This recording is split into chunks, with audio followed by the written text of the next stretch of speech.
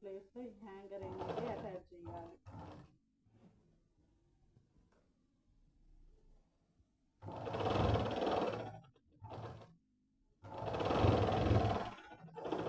ఇలా చేశాక టైట్నెస్ కోసం మళ్ళీ ఇంకోసారి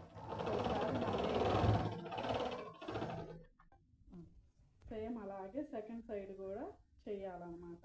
ఇప్పుడు ఈ హ్యాంగర్స్ కరెక్ట్గా ఈక్వల్గా వచ్చినాయా సేమ్ లెంత్తో అనేది చూసుకోవాలి. ఫైనల్గా ఈ రెండు ఏంటంటే అటాచ్ చేయాలి. సైడ్స్ అనేవి ఈక్వల్గా ఉందా లేదా అని చూసుకొని ఇట్లా ఫోల్డ్ చేసుకోవాలి. ఫోల్డ్ చేసుకొని